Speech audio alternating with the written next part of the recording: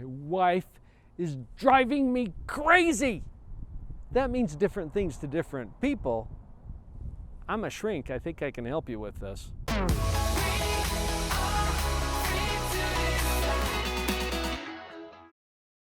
Can't tell you, Matt, how many times I've heard that. Here in my office, Doc, my wife is driving me crazy. What does that even mean? And maybe you were a little crazy in the first place. Let's just consider that and be open to it. Usually what happens when somebody says that is that there's something going on, right? And it often has to do with, I can't please her. I cannot meet her expectations. I can never be good enough. Okay, that's one thing about my wife is driving me crazy. She's expecting way too much from me. There's no way I can ever do all of this. That's another thought that sometimes contributes. Oh, she is constantly doing this or saying that. That's another contributing factor. So my wife is driving me crazy is such an interesting phrase. And you know what? I'll give you a little insight because the titles of these videos are driven by what are people searching for, and that phrase comes up.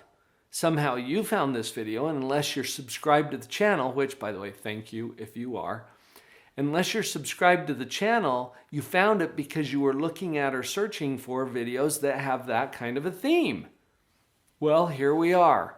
So what can we do about it if our wife is driving us crazy? And incidentally, ladies, this has to do with if your husband is driving you crazy too. That might show up under a different title, so you can search for that one. What can we do about it? I think there's a couple of things that might help. Number one, breathe. Okay, everybody, just do this with me for a moment. Unless you're in the car driving, you can do it later. And if you're in the car, why are you watching YouTube? I know, you're just listening, right?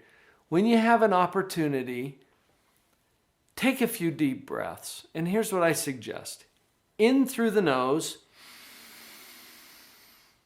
And stretch those lungs and just hold it for a moment. And then after a few moments, out nice and slow through the mouth. Purse your lips right here. Restrict the flow up front so that you can, slow it down. You want your exhale to be about twice as long as the inhale. So breathe in through the nose. Hold. And then out through the mouth. Nice and slow. All right, what do you notice? Yeah, it feels kind of good, right? You might get a little lightheaded if you're not used to breathing and if you go too fast. Anyway, just notice that calms your body a little bit. And more importantly, it calms your brain a little bit. This is what we're looking for. Because my wife is driving me crazy is part of what we collectively refer to as the fight or flight response. Your body is having a reaction to a perceived threat. And the perceived threat is your wife. Well, your wife is not really a threat. She's a person that you love and you chose her. Well, why are you reacting this way? Because there's a perceived threat. Oh, she's expecting all this stuff from me, or she constantly does this or that. Yeah, and that shows up as a threat, triggers your fight or flight response. Breathing allows you to get past the fight or flight response and just chill for a sec so that we can engage the right part of your brain. Did you know neuroscience teaches us this? When your limbic system, your fight or flight part of your brain, when that's fired up and active, there's actually a decrease in blood flow to the prefrontal part of your brain, the part that does the thinking and the compassion and the empathy and the problem solving and the logic. Do you see the problem? It shuts down the blood flow. It's like you're turning off the part of your brain. You need to solve this. Breathing gets the limbic system to chillax just a little bit so that we can redirect the blood flow up front where the business happens. Okay, so it's really just a brain hack, a physiological trick. Do some breathing. Now here's tip number 2. Remember that your job is to love her, not to understand her. If we men understood women, we wouldn't be having these conversations. And if I had a book about how to understand women, I'd probably sell a lot of those. You don't have to understand her. Just love her. Okay? Get off of the kick of knowing that you're right. Realize that she sees things a little differently than you do. And just detach from that enough that you can get back to your own job, which is to love her, not to understand her, not to make sense out of what she's doing. Choose to love her. Now, having said that, it's not your job to understand her. There's a lot that you can do to get a little closer to that particular outcome.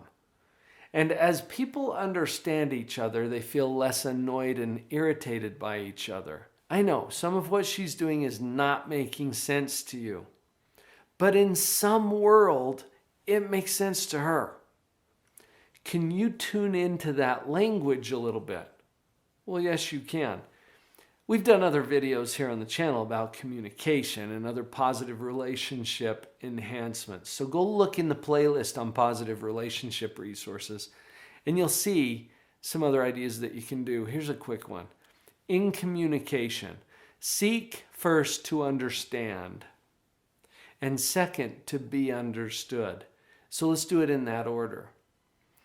When you're seeking to understand, you will listen. Now, the letters in the word listen are exactly the same as the ones in the word silent. So take a clue. It's time to be quiet, to zip this up for just a minute. Now, some people will be quiet, but the whole time that their spouse is talking, they're dreaming up all of these rebuttals and responses. Don't go there. Just give her a chance to express herself in whatever way she chooses, and you're just going to zip it up and you're going to listen to understand. So notice our goal here is to understand, not necessarily to agree. And this will give you probably some of the space that you're going to need to be an effective communicator. Listen to understand. A lot of times when you start to hear something you don't agree with, that's when you jump in and you're like, but. Yeah, don't go there. Just let her talk.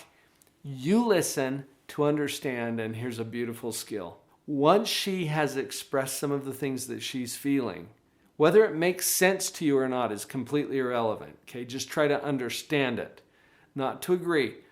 Then you take a moment to say, so honey, what you're saying is, and then you give it back to her as accurately as you can.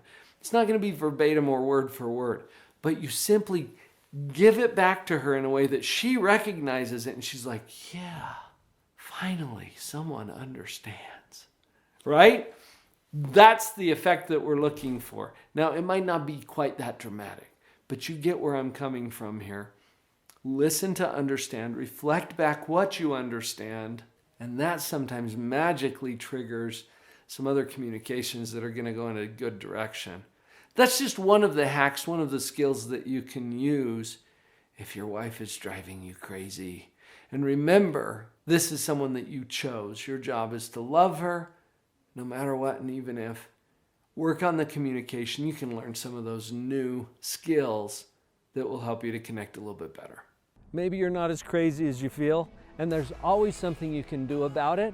Check out the other videos we have here on the Positive Relationships playlist. And I'll be back tomorrow.